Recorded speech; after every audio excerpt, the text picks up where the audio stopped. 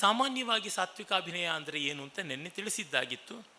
ಅದರ ಮತ್ತೆ ಕೆಲವು ಮುಖಗಳನ್ನು ತೋರುವುದಾದರೆ, ನಿನ್ನೆ ಆಂಗಿಕವನ್ನು ಕುರಿತು ಸಾಕಷ್ಟು ಹೇಳಿದ್ದಾಯಿತು. ಶೋಭಾ ಅವರು ಈ ಅಂಗ ಉಪಾಂಗಗಳ ವ್ಯಾಯಾಮದ ಬಗೆಗೆ ಹೇಳಿದರು. ಅವು ಯಾಕೆ ಬೇಕಾಗುತ್ತವೆ ಅನ್ನೋದು ಗೊತ್ತಾಗುತ್ತದೆ.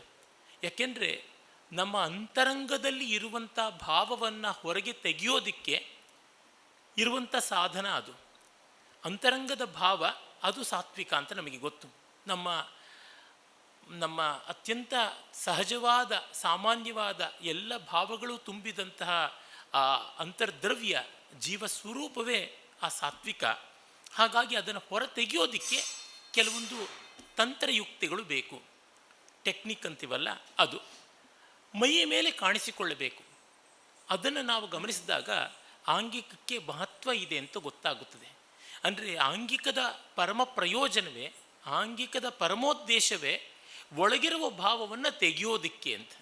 ಅದು ಬಿಟ್ಟು ಅದಕ್ಕೆ ಬೇರೆ ವಿಶೇಷವಾದಂಥ ಉದ್ದೇಶವೇ ಇಲ್ಲ, ಪ್ರಯೋಜನವೇ ಇಲ್ಲ.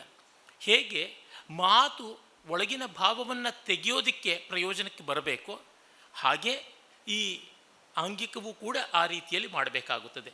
ವಾಚಿಕಾಭಿನಯದಲ್ಲಿ ಮಾತು ಆ ಬಗೆಯ ಈ ಗುದ್ದಲಿ, ಸನಿಕೆ, ಪಿಕಾಸಿಯ ಕೆಲಸ ಮಾಡುತ್ತದೆ. ಒಳಗಿನಿಂದ ಅಗೆದು ಭಾವದ ವಜ್ರ ವೈಢೂರ್ಯಗಳನ್ನೋ ಬಂಗಾರ ಬೆಳ್ಳಿಯನ್ನೋ ಮಗಿಯುತ್ತದೆ. ಹಾಗೆ ಮಾಡಬೇಕು.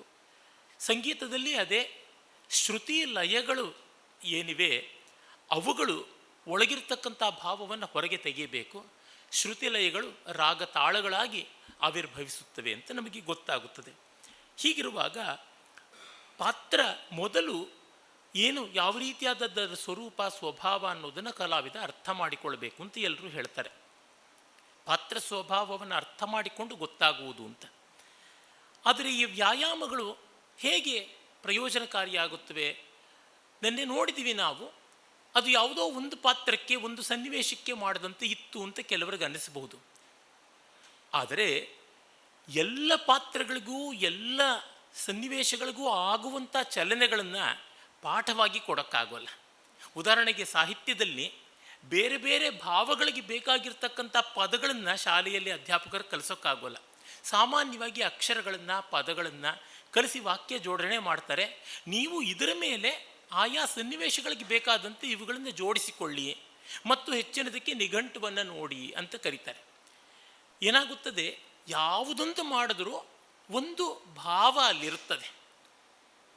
ಸಾಮಾನ್ಯಕ್ಕೆ ಸಮಾಧಾನವಾಗಿ ಕಾಣಿಸಬೇಕು, ಹಿತವಾಗಿ ಕಾಣಿಸಬೇಕು ಅಂತ ಒಂದು ಪ್ರಸನ್ನವಾದ ರೀತಿಯಲ್ಲಿ ಆಂಗಿಕವನ್ನು ಮಾಡ್ತೀವಿ. ಆದರೆ ಉಗ್ರವಾದ, ರೌದ್ರವಾದ, ದುಃಖಕಾರಿಯಾದ ಸನ್ನಿವೇಶಕ್ಕೆ ಯಾವ ರೀತಿ ಮಾಡಬೇಕು ಅಂದರೆ ಅದನ್ನು ಬೆರೆಸಿಕೊಳ್ಳಿ. ನನ್ನ ಗೆಳೆಯರು, ಪ್ರಸಿದ್ಧ ಯಕ್ಷಗಾನ ಕಲಾವಿದರಾದಂಥ ಮಂಟ ಪ್ರಭಾಕರ್ ಉಪಾಧ್ಯಾಯರು ಹೇಳ್ತಾ ಇರ್ತಾರೆ, ಐಸ್ ಕ್ರೀಮ್ ಇಂಡಸ್ಟ್ರಿಯಲ್ಲಿ ಒಂದೇ ಮೂಲಭೂತವಾಗಿರ್ತಕ್ಕಂಥ ಬೇಸ್ ಅಂತೀವಲ್ಲ, ದ್ರವ್ಯ ಒಂದೇ. ಅದಕ್ಕೆ ಬಣ್ಣ ಪರಿಮಳ ಮಾತ್ರ ಬೇರೆ ಬೇರೆ ಹಾಕ್ತಾ ಹೋಗ್ತೀವಿ ಅಂತ ಹೇಳಿಬಿಟ್ಟಿದ್ವಿ. ಒಂದೇ ರೇಷ್ಮೆಯ ನೂಲಿಗೆ ಬೇರೆ ಬೇರೆ ಬಣ್ಣ ಹಾಕ್ತಾ ಬೇರೆ ಬೇರೆ ವಿನ್ಯಾಸದಲ್ಲಿ ನೇಯ್ತಾ ಅದು ಬೇರೆ ಬೇರೆ ಬಣ್ಣದ ಬೇರೆ ಬೇರೆ ವಿನ್ಯಾಸದ ಸೀರೆ ಆಗುತ್ತದೆ. ಆ ರೀತಿಯಲ್ಲಿ ಹಾಗಾಗಿ ಕಲಿಕೆಯ ಕಾಲದಲ್ಲಿ ಇರುವ ಚಲನೆಗಳನ್ನು ನೋಡಿ ನಮಗೆ ಬೇಕಾದದ್ದಲ್ಲಿ ಸಿಗ್ತಾ ಇಲ್ಲ ಅಂತ ಯಾರು ತಪ್ಪಾಗಿ ತಿಳಿಯಬೇಕಾಗಿಲ್ಲ. ಆ ಚಲನೆಯನ್ನೇ ನೀವು ಆ ಭಾವಕ್ಕೆ ಸರಿಯಾಗಿ ಬಳಸಿಕೊಂಡ್ರೆ ಅದು ಬಂದುಬಿಡುತ್ತದೆ ಅಂತ. ಈಗ ಉದಾಹರಣೆಗೆ ನಗು 6 ಬಗೆ ಅಂತಂದರು. ಹಲ್ಲು ಕಾಣಿಸದೆ ನಗತಕ್ಕಂಥದ್ದು ಸ್ಮಿತದಿಂದ ಮೈಕೈ ಎಲ್ಲ ಅಲ್ಲಾಡುವಂತೆ, ಧ್ವನಿ ಏರುವಂತೆ ನಗುವವರೆಗೂ ಬೇಕಾದಷ್ಟು ಉಂಟು ಅಂತ. ಅದನ್ನು ಸಾಮಾನ್ಯಕ್ಕೆ ತೋರಿಸುವುದಾಗುತ್ತದೆ. ಒಬ್ಬ ವಿದೂಷಕ ಅದೇ ಅಟ್ಟಹಾಸವನ್ನು ಮಾಡುವುದು, ಅಪಹಸಿತ ಅತಿಹಸಿತ ಅಂತನ್ನುವಂಥದ್ದು ವಿದೂಷಕ ಮಾಡುವುದಕ್ಕೂ, ಒಬ್ಬ ರಾವಣ ಮಾಡುವುದಕ್ಕೂ, ಒಬ್ಬ ಮಹಿಷಾಸುರ ಮಾಡೋದಕ್ಕೂ ವ್ಯತ್ಯಾಸ ಇರುತ್ತದೆ. ಆದರೆ ಮೈಕೈ ಎಷ್ಟು ಕುಲುಕಬೇಕು ಅಂತಿರುತ್ತಲ್ಲ, ಧ್ವನಿ ಬರಬೇಕು ಅಂತಿರುತ್ತಲ್ಲ, ವಿದೂಷಕನ ಪ್ರಮಾಣದ ಕೀಚು ಕೊರಲಿನ ಧ್ವನಿ ಬಂದಿರುತ್ತೆ, ರಾಕ್ಷಸನ ಪ್ರಮಾಣದ ಬಹಳ ಗಾತ್ರದ ಧ್ವನಿ ಬಂದಿರುತ್ತೆ, ಅದು ಬರಬೇಕು, ಹಾಗಿರುತ್ತದೆ. ಇದನ್ನು ನಾವು ನೋಡಿಕೊಳ್ಳಬೇಕಾಗುತ್ತದೆ. ಯಾಕೆಂದರೆ ನಾವು ಯಾವುದೇ ಪಾಠವನ್ನು ಕಲಿಯುವಾಗ ಪಾಠ ಸಾಮಾನ್ಯವಾಗಿರುತ್ತದೆ. ಆ ಸಾಮಾನ್ಯವಾದದ್ದನ್ನು ವಿಶೇಷ ಮಾಡಿಕೊಳ್ಳಬೇಕು ಅಂತಂದರೆ ಸನ್ನಿವೇಶದ ಬಲ ನಮಗೆ ಬೇಕಾಗುತ್ತದೆ. ಇದು ನಿನ್ನೆ ದಿವಸದ ಆಂಗಿಕದ ಹಿನ್ನೆಲೆಯಲ್ಲಿ ನಾವಿಟ್ಟುಕೊಳ್ಳಬೇಕಾದದ್ದು. ಅಲ್ಲಿ ಮುಖಜಾಭಿನಯ ಅಲ್ಲದೆ ಬೇರೆ ಶರೀರ ಅಂತ ಕರೀತಾರಲ್ಲ, ಕೈ ಕಾಲು ಅವುಗಳ ಚಲನೆ, ಚಾರಿ, ನೃತ್ತಹಸ್ತ, ಅದನ್ನು ಕೂಡ ಮಾಡಿದ್ರು. ಅವುಗಳನ್ನು ಬೇರೆ ಬೇರೆ ಭಾವದಲ್ಲಿ ಬೇರೆ ಬೇರೆ ರೀತಿ ಮಾಡಿ ತೋರಿಸಬಹುದಾದದ್ದು ಉಂಟು. ಕೆಲವು ಕರ್ಣಗಳನ್ನು ತೋರಿಸಿದ್ದು ಅದೇ ರೀತಿಯಾಗಿದ್ದನ್ನು ನಾವು ನೋಡಿದ್ವಿ. ಅಂದರೆ ಹೇಗೆ ಸಾಹಿತ್ಯದಲ್ಲಿ ಸುಕುಮಾರ ಮತ್ತು ಉದ್ಧತ ಅನ್ನುವ ನೃತ್ಯಕ್ಕೆ ಸಂವಾದಿಯಾಗಿ ವೈದರ್ಭಿ ರೀತಿ ಮತ್ತು ಗೌಡಿ ರೀತಿ ಅಂತ ಎರಡು ಬಗೆಯನ್ನು ಹೇಳ್ತಾರೆ, ಅದೇ ಥರ ಸುಕುಮಾರ ಉದ್ಧತ ನೃತ್ಯದಲ್ಲಿ, ನಾಟ್ಯದಲ್ಲಿ ಇರತಕ್ಕಂಥದ್ದು. ಅದನ್ನು ನೋಡಿಕೊಂಡ್ರೆ ನಮಗೆ ಗೊತ್ತಾಗುತ್ತದೆ. ಒಂದು ತೀವ್ರವಾಗಿರ್ತದೆ, ಒಂದು ಕೋಮಲವಾಗಿರುತ್ತದೆ, ಸ್ವೀಟು ಖಾರ ಇದ್ದಂತೆ. ಅವುಗಳ ಮಧ್ಯದಲ್ಲಿ ಮಿಕ್ಕೆಷ್ಟೋ ರುಚಿಗಳು ಬರ್ತಾ ಇರ್ತವೆ. ಅದರಲ್ಲಿ ನಮಗೆ ಗಮನಕ್ಕೆ ಬರಬೇಕಾದದ್ದು. ಮತ್ತು ಇನ್ನೊಂದು ನಾವು ಗಮನಿಸಬೇಕಾದದ್ದೇನೆಂದರೆ, ಸಹಜವಾದದ್ದಲ್ವ ಸಾತ್ವಿಕ ಅಂದರೆ ನಮ್ಮ ಅತ್ಯಂತ ಸಹಜ ಸ್ಥಿತಿ ಅಂತ. ಅದಕ್ಕೆ ಆತಕ್ಕೆ ಇಷ್ಟೆಲ್ಲ ಕೃಷಿ ಬೇಕು ಅಂತ ನಿಜ, ಆದರೆ ಪಾತ್ರ ಸಹಜವಲ್ವಲ್ಲ. ನಾವು ಸಹಜ ಸ್ಥಿತಿಯಲ್ಲಿರುವುದು ಸಾತ್ವಿಕ, ಆದರೆ ಆ ಪಾತ್ರ ನಮ್ಮ ಸಹಜ ಸ್ಥಿತಿಯಲ್ಲ. ಅದನ್ನು ಆರೋಪಿಸಿಕೊಂಡಾಗ ನಮ್ಮೊಳಗಿರುವ ಸಹಜ ಸ್ಥಿತಿ ಆ ಪಾತ್ರದ ಸ್ಥಿತಿ ಜೊತೆಗೆ, ಆ ಸಂದರ್ಭದ ಜೊತೆಗೆ ಸಮೀಕೃತವಾಗಬೇಕು. ಹಾಗಾಗಬೇಕು ಅಂತಂದರೆ ಪದ್ಮಸುಬ್ರಹ್ಮಣ್ಯಮವ್ರು ಹೇಳ್ತಾರೆ, ಕಲಾವಿದ ಮೊದಲು ಅಹಂಕಾರವನ್ನು ಆ ಹೊತ್ತಿಗಾದರೂ ಬಿಡಬೇಕು ಅಂತ. ಅವರು ಬಹಳ ಸೊಗಸಾದ ಮಾತನ್ನು ಹೇಳಿದ್ದಾರೆ. ಸುಮಾರು 30 ವರ್ಷಗಳ ಕೆಳಗೆ ಹೇಳಿದ ಮಾತು ಇವತ್ತಿಗೂ ಕಿವಿಯಲ್ಲಿ ಗುನುಗುನಿಸ್ತಾ ಇದೆ. ಅಹಂಕಾರವನ್ನು ಮೊದಲು ನಮ್ಮಿಂದ ಆಚೆಗೆ, ಈ ಒಂದು ತೊಟ್ಟಿಯಿಂದ, ಒಂದು ಜಲಾಶಯದಿಂದ ನೀರನ್ನೆಲ್ಲ ಬಸ್ತು ಹೊರಗಡೆಗೆ ಕಳಿಸಿದ ಮೇಲೆ ಆಗ ಆ ಪಾತ್ರ ಸ್ವಭಾವ ನಮ್ಮೊಳಗೆ ಬಂದು ತುಂಬಿಕೊಳ್ಳುತ್ತದೆ. ತಂತ್ರ ಏನಿದೆ, ನಾವು ಕಲಿತಂಥ ಆಂಗಿಕ, ಅದು ಆ ಪಾತ್ರದ ಸ್ವಭಾವವನ್ನು ಹೊರತರೋದಕ್ಕೆ ನಾನು ಮೊದಲೇ ಹೇಳಿದಂತೆ ಗುದ್ದಲಿ, ಪಿಕಾಸಿ, ಸನಿಕೆ ಥರ ಕೆಲಸ ಮಾಡುತ್ತದೆ. ಅವರು ಮತ್ತೆ ಹೇಳಿದರು, ನೀವು ಅಂತರಂಗವನ್ನು ಬರಿದು ಮಾಡಿಕೊಂಡು ಪಾತ್ರವನ್ನು ತುಂಬಿಕೊಳ್ಳದೇ ಇದ್ದರೆ ಎಷ್ಟು ತಂತ್ರ ಪಡೆದರೂ ಆ ತಂತ್ರ ಅಷ್ಟು ನಿಮ್ಮ ಅಹಂಕಾರವನ್ನೇ ಹೊರಗೆ ತರೋದಕ್ಕೆ ಅನುಕೂಲ ಆಗುತ್ತದೆ, ಅಷ್ಟೇ, ಬೇರೆ ಏನೂ ಅಲ್ಲ ಅಂತ. ಹೀಗಾಗಿ ನಮ್ರತೆಯಿಂದ ಪಾತ್ರವನ್ನು ಒಳಗೆ ಮಾಡಿಕೊಳ್ಳಬೇಕು.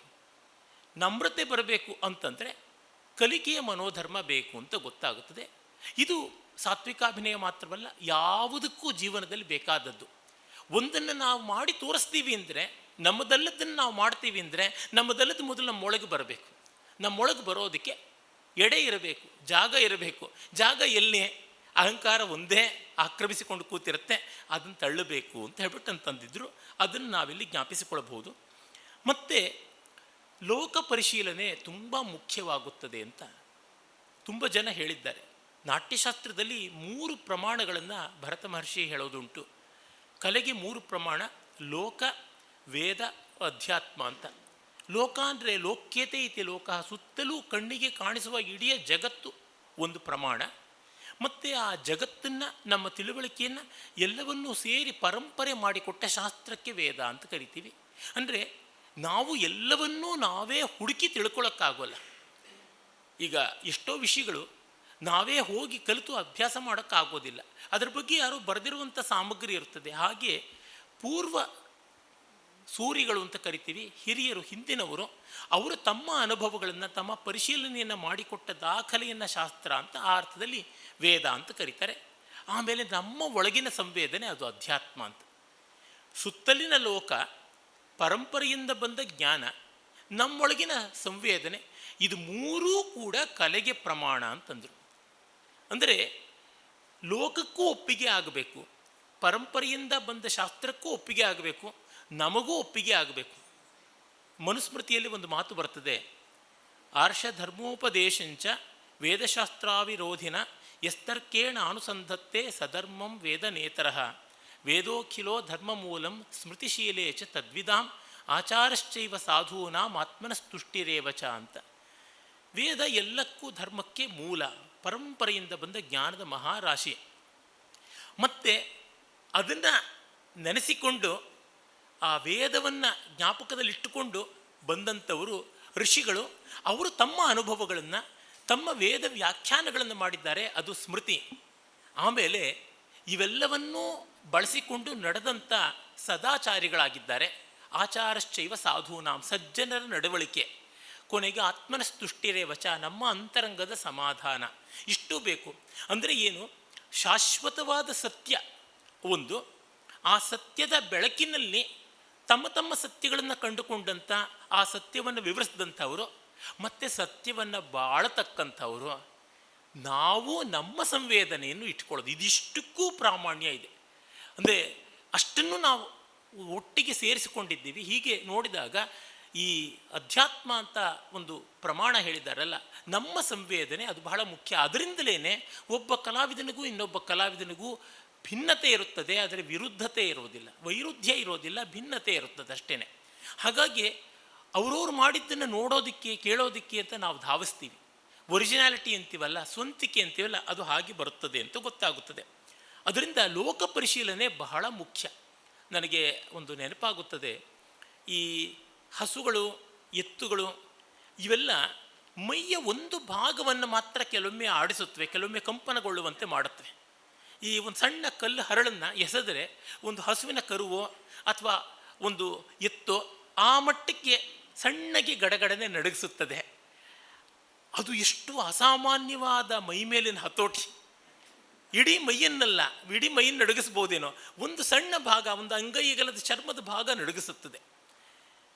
ಕಥಕಳಿಯಲ್ಲಿ ಮತ್ತು ಕೂಡಿಯಾಟ್ಟಂನಲ್ಲಿ ಪರಿಣತರಾದ ಕಲಾವಿದರು ಅದನ್ನು ಕೂಡ ಅಭ್ಯಾಸ ಮಾಡಿಕೊಂಡಿದ್ರಂತೆ. ಅದು ಅತ್ಯಂತ ಕಠಿಣವಾದದ್ದು ಅಂತ. ಅಂದರೆ ಲೋಕವನ್ನು ಕಂಡು ಮಾಡುವುದೇನು ಅಂತ. ಮತ್ತು ಈ ಪಕ್ಷಿಗಳು ತಾವು ತಮ್ಮ ರೆಕ್ಕೆಗಳನ್ನು, ಪುಕ್ಕಗಳನ್ನು ಮಡಚಿಕೊಂಡಾಗ ಅದನ್ನು ಸರಿ ಮಾಡಿಕೊಳ್ಬೇಕಲ್ವ, ನೆರಿಗೆ ಸೀರೆಯನ್ನು ಸರಿ ಮಾಡಿಕೊಳ್ಳುವಂತೆ ತಾವು ತಮ್ಮ ಕೊಕ್ಕುಗಳಿಂದ ಅಲ್ಲಿ ತಿವಿದುಕೊಂಡು ಸರಿ ಮಾಡಿಕೊಳ್ಳುತ್ತೆ. ಪದ್ಮಾ ಸುಬ್ರಹ್ಮಣ್ಯಂ ಅವರು ಒಂದು ನವಿಲಿನ ಸಂಚಾರವನ್ನು ತೋರಿಸುವಾಗ ಆ ಅಭಿನಯವನ್ನು ಮಾಡಿದರು. ನಾನು ಅವ್ರನ್ನ ಕೇಳಿದ್ದೆ, ನವಿಲನ್ನು ನೀವು ಈ ರೀತಿ ಮೈ ತಿದ್ದುಕೊಂಡಿದ್ದು ಯಾವಾಗ ನೋಡಿದ್ರಿ ಅಂದರೆ, ಒಂದು ಕಾಗೆಯನ್ನು ನೋಡಿದ್ರೂ ಸಾಕು ನವಿಲಿಗೆ ಅದು ಅನ್ವಯ ಮಾಡ್ಬೋದು ಅಂತಂದಿದ್ರು. ಕಾಣಬೇಕು ಅಂತ. ಮತ್ತು ಈ ಕಾಲನ್ನು ಹಿಂದೆಯಿಂದ ಮೇಲಕ್ಕೆತ್ತೋದುಂಟು. ನೆನ್ನೆ ಮಯೂರ ಲಲಿತ ಅನ್ನುವ ಒಂದು ಕರ್ಣ ಮಾಡುವಾಗ ಒಂದು ಕಾಲನ್ನು ಮೇಲಕ್ಕೆತ್ತೋದು, ಚೇಳಿನ ಕೊಂಡಿ ಹಾಗೆ ಮೇಲಕ್ಕೆತ್ತದೆ. ವೃಶ್ಚಿಕ ಅಂತ ಒಂದು ಕರ್ಣ ಇದೆ, ವೃಶ್ಚಿಕ ಪಾದ ಅಂತ ಕರೀತಾರೆ. ಅಂದರೆ ಭರತ ಮುನಿ ಆ ಚೇಳಿನ ಕೊಂಡಿ ಹೇಗೆ ಮೇಲಕ್ಕೆದ್ದಿದೆ ಅನ್ನೋದನ್ನು ನೋಡಿ ಕಾಲನ್ನು ಹಾಗೆ ಮೇಲಕ್ಕೆ ಎತ್ತುವಂಥದ್ದು ಅಂತ. ಅಂದರೆ ಮೇಲಿಂದ ಹಾರಿ ಬರುವಾಗ ಒಂದು ಕಾಲನ್ನು ಮೇಲಕ್ಕೆತ್ತಿ ಆ ಪಕ್ಷಿಗಳು ತಮ್ಮ ಪುಕ್ಕವನ್ನು ಮೇಲಕ್ಕೆತ್ತಿ ಬ್ಯಾಲೆನ್ಸ್ ಮಾಡ್ತವೆ, ಚುಕ್ಕಾಣಿ ತರಹ. ಇದು ಲೋಕ ಪರಿಶೀಲನೆ. ಇಂಥದ್ದು ಎಷ್ಟೊಂದು ಉಂಟು. ಒಂದೊಂದು ಲೋಕ ಪರಿಶೀಲನೆಯಿಂದ ಗೊತ್ತಾಗಬೇಕು, ಗೊತ್ತಾಗಿದ್ದನ್ನು ನಾವು ಮೈಗೂಡಿಸಿಕೊಳ್ಬೇಕು. ಈ ಥರದ್ದು ಉಂಟು. ಅಲ್ಲಿ ನಮಗೆ ನಾಟ್ಯಶಾಸ್ತ್ರ ಹೇಳುವಂಥ ಲೋಕದ ಪ್ರಮಾಣ ಏನು ಅಂತ ಗೊತ್ತಾಗುತ್ತದೆ. ಹೀಗೆ ಅಹಂಕಾರವನ್ನು ಆ ಹೊತ್ತಿಗಾದರೂ ಹೊರಗಿಟ್ಟು ನೋಡುವುದು ಮತ್ತು ಲೋಕ ಪರಿಶೀಲನೆ ಮಾಡುವುದು ಅದು ಕೂಡ ತುಂಬ ಮುಖ್ಯ. ಆದರೆ ಇವೆಲ್ಲ ಎಷ್ಟು ಮಾಡಿದರೂ, ನಾನೆಲ್ಲ ಇದು ಮಾಡಿದ್ದೀನಿ, ಬೇಕಾದಷ್ಟು ಓದಿದ್ದೀನಿ, ಬೇಕಾದಷ್ಟು ಲೋಕ ಪರಿಶೀಲನೆ ಮಾಡಿದ್ದೀನಿ, ಬೇಕಾದಷ್ಟು ಕೇಳಿದ್ದೀನಿ, ನನ್ನಿಂದ ಅಭಿನಯ ಮಾಡೋಕ್ಕಾಗೋಲ್ಲ ಅಂದರೆ ನಾವು ಒಮ್ಮೆ ಒಂದು ರೀತಿ ಈ ಥರ ಒಂದು ಭಾವನೆ ಇಟ್ಕೊಳ್ತೀವಿ. ತುಂಬ ಓದ್ಬಿಟ್ಟು ತುಂಬ ತಿಳ್ಕೊಂಡು ಬಿಟ್ಟರೆ ನಮಗೆ ಪಾತ್ರ ಸ್ವಭಾವ ಗೊತ್ತಿದ್ದರಿಂದ ಪಾತ್ರ ಥರ ಅಭಿನಯಿಸ್ತೀವಿ ಅಂತ. ಸುಳ್ಳು. ತುಂಬ ಓದಿ ತುಂಬ ತಿಳ್ಕೊಂಡ್ರೆ ನೀವು ಪದ್ಯ ಬರಿಬೋದೇನೋ ಹೆಚ್ಚಂದರೆ, ನೃತ್ಯ ಮಾಡೋಕ್ಕಾಗೋದಿಲ್ಲ, ನಾಟ್ಯ ಮಾಡೋಕ್ಕಾಗೋದಿಲ್ಲ. ತುಂಬ ಓದಿದ್ದೀನಿ ಅಂದರೆ ತುಂಬ ಹಾಡೋಕ್ಕಾಗತ್ತೆ. ಒಂದು ಕಡೆ ಹೇಳ್ತಾರಲ್ಲ, ದುಡ್ಡು ನಾವು ಎಲ್ಲಿ ಕಳ್ಕೊಂಡ್ವೋ ಅಲ್ಲೇ ಹುಡುಕಬೇಕು ಅಂತ. ನಾವು ಬೀದಿಯಲ್ಲಿ ಕಳ್ಕೊಂಡ ಹಣವನ್ನು ಮನೆ ಒಳಗಡೆ ಹುಡುಕೋಕ್ಕಾಗೋಲ್ವಲ್ಲ, ಹಾಗೆ ಎಲ್ಲಿ ಪಡ್ಕೊಳ್ಬೇಕು ಅಲ್ಲಿ ಪಡ್ಕೊಳ್ಬೇಕಾದ್ರಿಂದ ಆಂಗಿಕವನ್ನು ಮುಖ್ಯವಾಗಿ ಅಭ್ಯಾಸ ಮಾಡಬೇಕು ಅಂತ ನೆನ್ನೆ ಶೋಭಾ ಅವರು ಹೇಳಿದ್ದು ಅದು ಬಹಳ ಪ್ರಧಾನವಾದದ್ದು. ಯಾಕೆಂದರೆ ಕೆಲವರಿಗೊಂದು ಅಭಿಪ್ರಾಯ ಇದೆ, ಮುಖವರ್ಣಿಕೆ ಮಾಡಿಕೊಳ್ತೀವಿ, ದೂರದಲ್ಲಿ ಪ್ರೇಕ್ಷಕರಿರ್ತಾರೆ, ವೈವರ್ಣ್ಯ ಅಂತ ಒಂದು ಸಾತ್ವಿಕ ಭಾವ ಇದೆ. ಮುಖದ ಬಣ್ಣ ಮಾರ್ಪಡುವುದು ಅಂತ. ನಾಚಿಕೆ ಆದಾಗ ಮುಖ ಕೆಂಪಾಗುತ್ತದೆ, ಭಯವಾದಾಗ ಮುಖ ಬಿಳಿಚಿಕೊಳ್ಳುತ್ತದೆ, ಕೋಪಗೊಂಡಾಗಲೂ ಕೆಂಪಾಗುತ್ತದೆ. ಇದು ಕಾಣಿಸೋದೇ ಇಲ್ಲ. ಮುಖಕ್ಕೆಲ್ಲ ಜಿಂಕ್ ಆಕ್ಸೈಡು ಎಲ್ಲ ಹಚ್ಚಿಕೊಂಡು ಬಣ್ಣ ಮಾಡಿಕೊಂಡ ಮೇಲೆ ಯಾವುದು ಕಾಣಿಸುತ್ತದೆ ಅಂತ. ಇದು ಕಾಣಿಸೋಲ್ಲ, ಅದು ಕಾಣಿಸೋಲ್ಲ. 4ನೇ ಸಾಲಿಂದ ಆಚೆ ಕೂತದವ್ರಿಗೆ ಏನೂ ಕಾಣಿಸೋದಿಲ್ಲ. ಸರಿ, ಮೊದಲ 3 ಸಾಲಲ್ಲಿ ಕೂತವ್ರೇನು ಅವ್ರು ಬೆಂಕಿಗೆ ಬೀಳಬೇಕೆ? ಇವ್ರು ಮಾಡೋದೇನೋ ಕಾಣಿಸಿದೆ. ಅಷ್ಟು ಮಾತ್ರವಲ್ಲ, ಒಳ್ಳೆ ಕಲಾವಿದರು ಮಾಡಿದ್ದು 40 ಸಾಲ ಆದಮೇಲೂ ಕೂಡ ಕಾಣಿಸುವಂಥದ್ದನ್ನು ನಾನೇ ನೋಡಿದ್ದೀನಿ. ಅದರಿಂದ ಎಲ್ಲಿವರೆಗೂ ಕಾಣುತ್ತೆ, ಇಲ್ಲಿವರೆಗೂ ಕಾಣುವಲ್ಲ, ಇದು ತೋರುವುದಿಲ್ಲ, ಇದು ಬೇಕಾಗಿಲ್ಲ ಅಂತ ನಾವು ಈರುಳ್ಳಿ ಸಿಪ್ಪೆ ಸುಲಿತಾ ಹೋದರೆ ಕೊನೆಗೆ ಏನೂ ಉಳಿಯೋದಿಲ್ಲ, ಕಲೆಯೇ ಕಾಣುವುದಿಲ್ಲ. ಏಕೆಂದರೆ ಯಾವುದೇ ಕಾಲದಲ್ಲೂ ಅನ್ನ ಇಲ್ಲದೆ, ನೀರಿಲ್ಲದೆ, ಗಾಳಿ ಇಲ್ಲದೆ ಮನುಷ್ಯ ಬದುಕಲಾರ. ಅರೆ, ಕಲೆ ಇಲ್ಲದೆ ಬದುಕಲಾರ ಅಂತ ಎಲ್ಲೂ ಹೇಳಿಲ್ಲ. ಸಂಗೀತ ಕೇಳಲಾಗದೆ ಸತ್ತೋದ, ಸಾಹಿತ್ಯ ಓದಲಾಗದೆ ಸತ್ತೋದ ಅಂತ ಅದು ನಮಗೆ ಇಲ್ಲ. ಹೀಗಾಗಿ ನೋಡಿದಾಗ ನಾವು ಇಷ್ಟು ಸಾಕು, ಇಷ್ಟು ಬೇಕು ಅಂತ ಮೊದಲಿಗೇನೆ ಸೆನ್ಸಾರ್ ಮಾಡಿಕೊಂಡ್ರೆ ನಮಗೆ ಬರುವಂಥದ್ದೇನೂ ಇಲ್ಲ, ನಷ್ಟ ಆಗುತ್ತದೆ ಅಂತ ಅನಿಸುತ್ತದೆ. ಆ ಕಾರಣದಿಂದ ಎಷ್ಟು ಜನಕ್ಕೆ ಕಾಣುತ್ತದೆ ಅನ್ನುವುದಕ್ಕಿಂತಲೂ ನಮ್ಮೊಳಗೆ ಕಾಣಿಸ್ಕೊಳ್ಬೇಕು ಮೊದಲು. ಅಂದರೆ ಕಣ್ಣೀರು ಕೆನ್ನೆ ಮೇಲೆ ಬೀಳೋದಿಲ್ಲ ಅಂತಂದರೂ ಕಣ್ಣೀರು ಬರುವ ಹಂತಕ್ಕೆ ನಮ್ಮನ್ನು ನಾವು ಶ್ರುತಿ ಮಾಡಿಕೊಳ್ಳಬೇಕಾಗುತ್ತದೆ.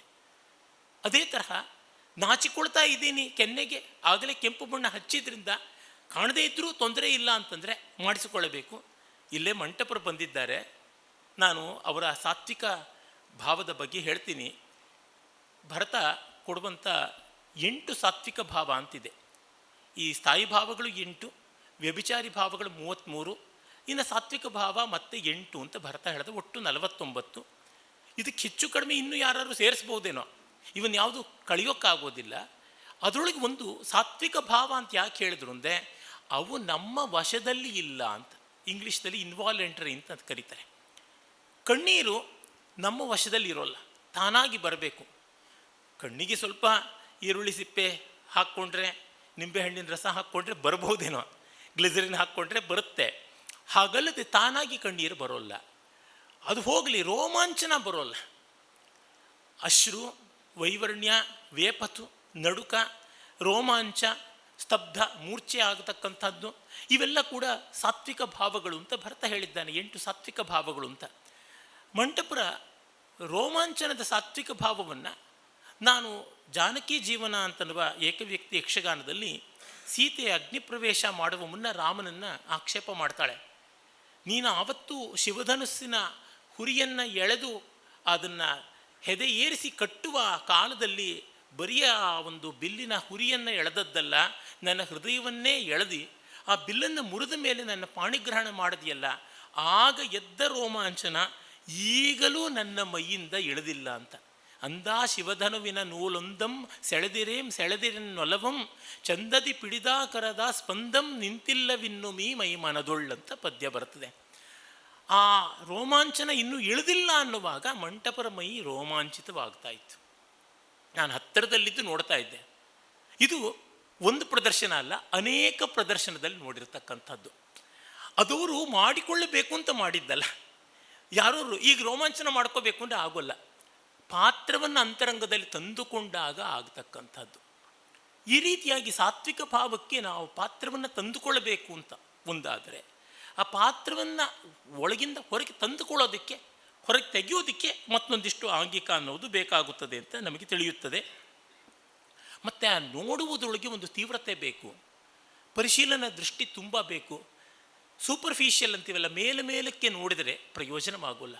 ಕುವೆಂಪು ಒಂದು ಕಡೆ ಹೇಳ್ತಾರೆ, ನೀನು ಕವಿಯಾಗಬೇಕು ಅಂದರೆ ಸಮುದ್ರವನ್ನು ನೋಡುವಾಗ ನಿನ್ನ ರಕ್ತವೂ ನೀಲಿಯಾಗ್ಬಿಡುತ್ತಾ,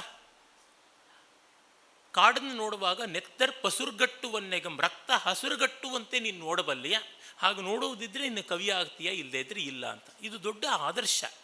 ಆದರೆ ಆ ಆದರ್ಶವನ್ನು ಗೌರವಿಸಬೇಕು. ನಾವು ಮಾಡೋಕ್ಕಾಗದೇ ಇರೋದನ್ನು ಕನಿಷ್ಠ ಪಕ್ಷ ಗೌರವಿಸಿದರೆ ಒಳ್ಳೆಯದು. ಗೌರವಿಸೋದು ಅದು ಆಗುವ ದಿಕ್ಕಿನ ಮೊದಲ ಹೆಜ್ಜೆ ಅಂತ ನನಗನ್ಸುತ್ತೆ. ಎಷ್ಟೋ ಬಾರಿ ಗೌರವವೇ ಇಲ್ಲದೇ ಇದ್ದಲ್ಲಿ ಅದ್ರ ಬಗ್ಗೆ ಗಮನವೇ ಬರೋದಿಲ್ಲ. ಕಂಚಿಯ ಪರಮಾಚಾರ್ಯರು ಹೇಳ್ತಾರೆ, ದೊಡ್ಡ ವಿಷಯಗಳನ್ನು ಎಲ್ಲರೂ ಮಾಡೋಕ್ಕಾಗೋಲ್ಲ, ಮಾಡಬೇಕಾಗಿಲ್ಲ, ಅರೆ ದೊಡ್ಡದರಲ್ಲಿ ಗೌರವ ಇದ್ದರೆ ಎಷ್ಟೋ ಮೇಲು ಅಂತ. ಹಿಂದಿನ ಸಮಾಜಕ್ಕಿದ್ದ ದೊಡ್ಡ ಬಲ ಅದು ಅಂತ ನನಗನ್ಸುತ್ತೆ, ಗೌರವ. ಭಗವದ್ಗೀತೆಯಲ್ಲಿ ಕೃಷ್ಣ ವಿಭೂತಿ ಅಂತನ್ನುವ ಒಂದು ತತ್ವ ಹೇಳ್ತಾನಲ್ಲ, ವಿಭೂತಿ ಪೂಜೆ ಅಂತ.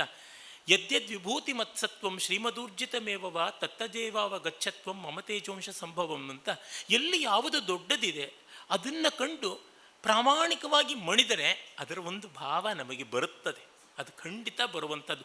ಭಗವಂತನಿಗೆ ನಮಸ್ಕಾರ ಮಾಡಬೇಕು ಮತ್ತು ಅದಕ್ಕೆ ತಾನೇ ದೈವಾಂಶ ನಮಗೆ ಬರುತ್ತದೆ ಅಂತ.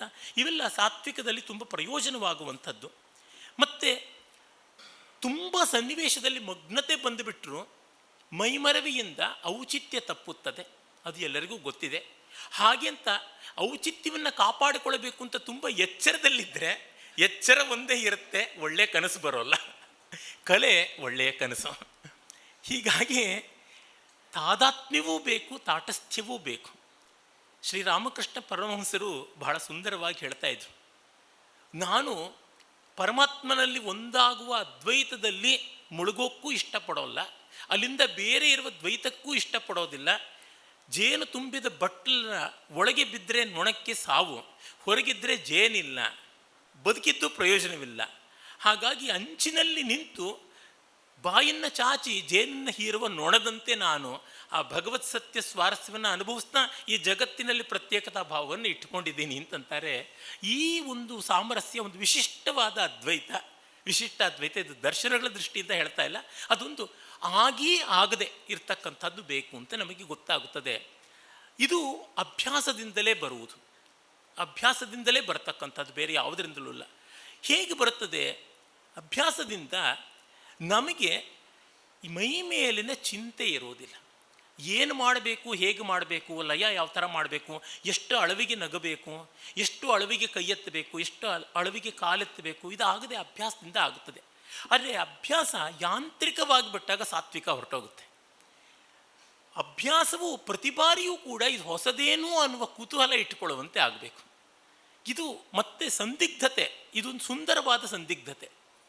ಈ ಸದಸದ್ ವಿಲಕ್ಷಣ ಅಂತ ಜಗತ್ತನ್ನೆಲ್ಲ ಹೇಳ್ತಾರಲ್ಲ, ಹಾಗೆ ಇದು ಕೂಡ ಒಂದು ಸದಸದ್ ವಿಲಕ್ಷಣ. ತುಂಬ ಅಭ್ಯಾಸವಾಗಿ ಅದು ಸಪ್ಪೆಯೂ ಆಗಬಾರ್ದು, ಹಾಗಂತ ತುಂಬ ಅಪರಿಚಿತವಾಗಿ ಹೆಜ್ಜೆಜ್ಜೆಗೂ ಕಾಡುವಂತೆ ಆಗಬಾರ್ದು. ಒಂದು ಹದದ ಅಭ್ಯಾಸ, ಒಂದು ಹದದ ಅಪರಿಚಯ, ಒಂದು ಹದದ ಪರಿಚಯ ಬೇಕು. ಸೇಡಿಯಾಪು ಕೃಷ್ಣ ಭಟ್ರು ಬಹಳ ಚೆನ್ನಾಗಿ ಹೇಳ್ತಾರೆ, ಕಲೆ ಅಂದರೆ ಪರಿಚಯ ಮತ್ತು ಅಪರಿಚಯಗಳ ಸಾಮರಸ್ಯ ಅಂತ. ಪರಿಚಯದಿಂದಾಗಿ ಸೌಲಭ್ಯ, ಅಪರಿಚಯದಿಂದಾಗಿ ಕುತೂಹಲ ಅಂತ. ಕುತೂಹಲ ನಮ್ಮನ್ನು ಎಚ್ಚರದಿಂದ ಇರುವಂತೆ ಮಾಡುತ್ತದೆ, ಪರಿಚಯ ಮೈಮರೆಯುವಂತೆ ಮಾಡುತ್ತದೆ. ಮೈಮರೆತಾಗ ಆಗುವ ಲಾಭ, ಎಚ್ಚರದಿಂದ ಇರುವಾಗ ಲಾಭ, ಎರಡೂ ಬರ್ತಾ ಹೋಗುತ್ತದೆ. ಅವು ಕೆಲವು ನಮಗೆ ಬೇಕಾಗುತ್ತದೆ. ಮತ್ತು ನಮಗೆ ವೃತ್ತಿ ಕಲಾವಿದರಾಗಲಿ ಅಥವಾ ವೃತ್ತಿಯಷ್ಟೇ ಗಂಭೀರವಾಗಿ ತೆಗೆದುಕೊಂಡ ಕಲಾವಿದರಾಗಲಿ, ಅದು ಕೆಲವೊಮ್ಮೆ ಅದು ಮಿತಿಮೀರಿದ್ದು, ಕೈಮೀರಿದ್ದು, ಸಾತ್ವಿಕ ದೈವಿಕವಾದದ್ದು. ಹಾಗಾಗಿ ನಾವು ಅದಕ್ಕೇನು ಪ್ರಯತ್ನವೇ ಮಾಡಬೇಕಾಗಿಲ್ಲ, ನಮ್ಮ ಕೈನಲ್ಲಿಲ್ಲ ಅಂತ ಕೈ ಚೆಲ್ಲೋದುಂಟು. ನಿಜ, ಎಲ್ಲವೂ ದೈವಾಧೀನವೇ. ಆದರೆ 7ನೇದು ಸಪ್ತಮಂ ದೈವಚಿಂತನಂ ಅಂತ 6 ಪೌರುಷ, 7ನೇದು ದೈವ. ಹಾಗಾಗಿ 6ನ್ನು ನಾವು ಮಾಡಬೇಕಲ್ವ. ಹೀಗೆ ಪೌರುಷವನ್ನು ನಾವು ಮಾಡಿದ್ರೆ ಆಗ ಫಲ ಬರುತ್ತದೆ. ಉದಾಹರಣೆಗೆ ಅರ್ಜುನ ಪಾಶುಪತವನ್ನು ಪುರುಷ ಪ್ರಯತ್ನದಿಂದಲೇ ಪಡ್ಕೊಂಡ, ಆದರೆ ಅದನ್ನು ಅವನು ಪ್ರಯೋಗ ಮಾಡಲೇ ಇಲ್ಲ ಅಂತ ಮೂಲ ಮಹಾಭಾರತದಲ್ಲಿ ಬರ್ತದೆ. ಅವನು ಅದನ್ನು ಬಳಸಲೇ ಇಲ್ಲ ಅಂತ ವ್ಯಾಸ ಮಹಾಭಾರತದಲ್ಲಿ ಇರತಕ್ಕಂಥದ್ದು. ಪ್ರಕ್ಷಿಪ್ತಾವೃತ್ತಿಗಳಲ್ಲಿ ನಮಗೆ ಬಳಸಿದ್ದರ ಉಲ್ಲೇಖ ಕಾಣಿಸುತ್ತದೆ, ಕುಮಾರವ್ಯಾಸದಲ್ಲಿ ಕಾಣಿಸುತ್ತದೆ. ಅಂದರೆ ನಾವು ಪೌರುಷದಿಂದ ಬಳಸ್ಕೊಂಡಿದ್ದನ್ನು, ನಾವು ಪಡ್ಕೊಂಡಿದ್ದನ್ನು ಬಳಸದೇ ಇರಬಹುದು, ಆದರೆ ಇದ್ದಿರಬೇಕು, ಇದ್ದರೆ ಒಳ್ಳೆಯದು. ಕಂಕಳಲ್ಲಿ ದೊಣ್ಣೆ ಇಟ್ಕೊಂಡು ನಮಸ್ಕಾರ ಮಾಡಿದ್ರೆ ಬೇರೆಯವರು ನಮಸ್ಕಾರ ಮಾಡ್ತಾರೆ. ಕಂಕಳಲ್ಲಿ ದೊಣ್ಣೆ ಎಳೆದೇ ನಮಸ್ಕಾರ ಮಾಡಿದರೆ ಅವರು ಆಶೀರ್ವಾದ ಮಾಡಿಯೋ ಬೆನ್ನ ಮೇಲೆ ಹೊಡೆದೋ ಕಳಿಸ್ತಾರೆ. ಹಾಗಾಗಿ ಒಂದು ಬಲ ನಮಗಿರಬೇಕು. ಬಲ ಯಾವುದು ಅಂತಂದರೆ ಪೌರುಷ. ಪುರುಷ ಪ್ರಯತ್ನ ಇಲ್ಲದೆ 2 ರೆಕ್ಕೆಗಳಿದ್ದಂತೆ ಹಕ್ಕಿಗಳಿಗೆ. ಪಂಚತಂತ್ರದಲ್ಲಿ ಒಂದು ಮಾತು ಬರ್ತದೆ, ದೈವದಿಂದ ನಮಗೆ ಆಹಾರ ಸಿಗಬಹುದು, ಆದರೆ ನಮ್ಮ ಕೈ ಬಳಸಿ ತಿಂದೇ ಇದ್ದರೆ ಹೊಟ್ಟೆ ತುಂಬೋದಿಲ್ಲ ಅಂತ. ಹೀಗೆ ಪೌರುಷದಿಂದಾಗಿ ನಾವು ಮಾಡಬೇಕು ಅನ್ನೋದ್ರಿಂದಲೇ ನಮಗೆ ತಿಳಿಯುತ್ತದೆ ಅಭ್ಯಾಸ ಒಂದಷ್ಟು ಮುಖ್ಯ ಅಂತ. ಈ ವ್ಯಾಯಾಮಗಳು ಆ ರೀತಿಯಾದ ಅಭ್ಯಾಸಗಳು ಅಂತ ಗೊತ್ತಾಗುತ್ತದೆ. ಇದರ ಸ್ವಾರಸ್ಯದ ಬಗೆಗೆ ಒಂದು ಮಂಟಪರ ಅನುಭವವನ್ನು ನಾನು ಹೇಳ್ತೀನಿ. ಅವರಿಗೆ ಈ ನಾಟ್ಯಶಾಸ್ತ್ರದ ವ್ಯಾಯಾಮಗಳು ಯಾವುದೂ ಗೊತ್ತಿರಲಿಲ್ಲ. ಆದರೆ ಅವರು ನನಗೆ ಹೇಳಿದ್ರು, ಪ್ರತಿ ದಿವಸ ಬೆಳಗ್ಗೆ ಅವರು ಯೋಗಾಸನ ಇತ್ಯಾದಿಗಳನ್ನು ಮಾಡಿದ ಮೇಲೆ ಕನ್ನಡಿಯ ಮುಂದೆ ಮುಖವನ್ನು ಬಗೆ ಬಗೆಯಲ್ಲಿ ಮಾರ್ಪಡಿಸ್ಕೊಳ್ತಕ್ಕಂಥದ್ದು, ಕಣ್ಣು, ಮುಖ, ಕೆನ್ನೆ, ಬಾಯಿ, ಅದು ಒಂದು ರೀತಿ ವ್ಯಾಯಾಮವೇ. ಅದು ಶಾಸ್ತ್ರ ಹೇಳಿರುವಂಥ ವ್ಯಾಯಾಮ ಅಲ್ಲದೇ ಇರಬಹುದು, ಆದರೆ ಏನು ಮಾಡಿದ್ರೂ ಒಂದಲ್ಲ ಒಂದು ರೀತಿ ಶಾಸ್ತ್ರದ ಕಡೆಗೆ ಬರ್ತದೆ. ಯಾಕೆಂದರೆ ಸತ್ಯವನ್ನೇ ಶಾಸ್ತ್ರ ಹೇಳಿದ ಪಕ್ಷದಲ್ಲಿ ನಾವು ಮಾಡಿದ್ದೆಲ್ಲ ಶಾಸ್ತ್ರದಲ್ಲಿ ಇರಲೇಬೇಕಾಗುತ್ತದೆ. ಹೀಗಾಗಿ ಆ ಒಂದು ವ್ಯಾಯಾಮಗಳಿಗೆ ತನ್ನದೇ ಆದ ಮಹತ್ವ ಇದೆ ಅಂತ ಗೊತ್ತಾಗುತ್ತದೆ. ಮತ್ತು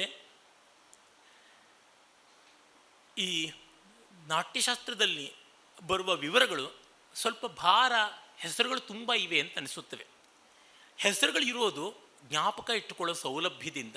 ನಮ್ಮಲ್ಲಿ ಒಂದು ಮಾತಿದೆ, ನಾಮಧೇಯ ರೂಪಧೇಯ ಎರಡೂ ಸೇರಿದರೆ ತಿಳುವಳಿಕೆ ಆಗುತ್ತದೆ ಅಂತ.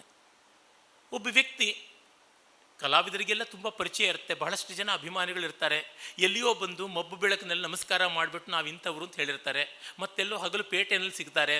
ಅದು ಒಂದು 5-6 ತಿಂಗಳಾದ ಮೇಲೆ ಗೊತ್ತಾಗೋದಿಲ್ಲ. ಅವ್ರ ಹೆಸರು ಅವ್ರ ಮುಖ ಎರಡೂ ನಮಗೆ ಸೇರಿದ್ರೆ ಜ್ಞಾಪಕ ಬರುತ್ತದೆ. ರೂಪ ಅಂದರೆ ಅವ್ರ ಮುಖ, ನಾಮ ಅವ್ರ ಹೆಸರು ಎರಡೂ ಸೇರಬೇಕು. ಇಲ್ಲದೇ ಇದ್ದರೆ ಅವ್ರು ಯಾರೋ ಸ್ವಲ್ಪ ದಪ್ಪಗಿದ್ರು, ದಪ್ಪ ಮೀಸೆ ಬಿಟ್ಟಿದ್ರು, ಕನ್ನಡಕ ಹಾಕಿದ್ರು, ಹೀಗೇನೋ ಏನೋ ಬರುತ್ತೆ. ಅಥವಾ ಅವ್ರ ಮುಖ ಜ್ಞಾಪಕಕ್ಕೆ ಬರೆದ್ರೆ ಹೆಸರಿದ್ದೇನೆ ಆ ಹೆಸರಷ್ಟೇ ಇರುತ್ತೆ, ಮತ್ತೇನೇನು ಗೊತ್ತಾಗೋಲ್ಲ. ಇವು ಎರಡೂ ಸೇರಬೇಕು. ಆ ಕಾರಣದಿಂದ ನಮ್ಮ ಶಾಸ್ತ್ರಗ್ರಂಥಗಳಲ್ಲಿ ತುಂಬ ಹೆಸರಿಟ್ಟಿರೋದಕ್ಕೆ ಕಾರಣ ಗುರುತು ಪರಿಚಯ ಸರಿಯಾಗಿರಲಿ ಅನ್ನೋ ಕಾರಣದಿಂದಲೇ ಅದಕ್ಕೆ ಯಾರೂ ಚಿಂತೆ ಮಾಡಬೇಕಾಗಿಲ್ಲ ಅಂತ ಗೊತ್ತಾಗುತ್ತದೆ. ಹೀಗೆ ಈ ಕೆಲವು ಅಂಶಗಳನ್ನು ಹಿನ್ನೆಲೆಯಲ್ಲಿ ಇಟ್ಟುಕೊಂಡ್ರೆ ಮೇಲು. ಮತ್ತು ಸುಮ್ಮನೆ ಭರತನ ನಾಟ್ಯಶಾಸ್ತ್ರದಲ್ಲಿ ಬರುವ 7ನೇ ಅಧ್ಯಾಯದ ವಿಭಾವ ಅನುಭಾವಗಳ ರೀತಿಯನ್ನು ಕುರಿತು ಕೆಲವೊಂದು ಶ್ಲೋಕಗಳನ್ನು ಓದಿ ಪರಿಶೀಲನೆ ಎಷ್ಟು ಮತ್ತು ಪರಿಶೀಲನೆ ನಮಗೆ ಹೇಗೆ ವ್ಯಾಯಾಮವಾಗಿ ಪ್ರಯೋಜನಕ್ಕೆ ಬರುತ್ತೆ ಅಂತಲೂ ಹೇಳ್ತೀನಿ. ಉದಾಹರಣೆಗೆ ನೋಡಿ,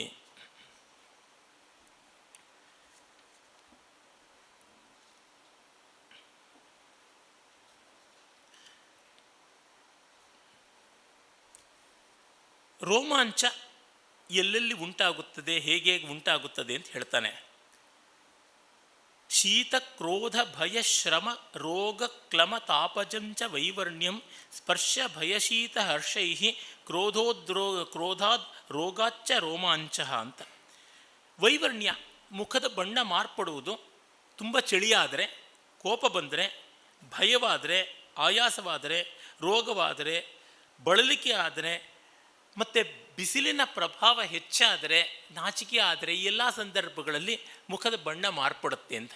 ಅಂದರೆ ಮೈಮೇಲೆ ಸೂರ್ಯನ ಕಿರಣ ಹೆಚ್ಚು ಬಿದ್ದರೆ ಅದಕ್ಕೆ ಹೆಣ್ಣು ಮಕ್ಕಳು ಮುಖ ಮುಚ್ಕೊಂಡು ತಿರುಗುವಂಥದ್ದು, ಬೆಳ್ಳಗಿರಬೇಕು, ಮೈ ಕಪ್ಪಾಗಬಾರದು ಅಂತ ಅದನ್ನೆಲ್ಲ ಗಮನಿಸಿದ್ದಾನೆ.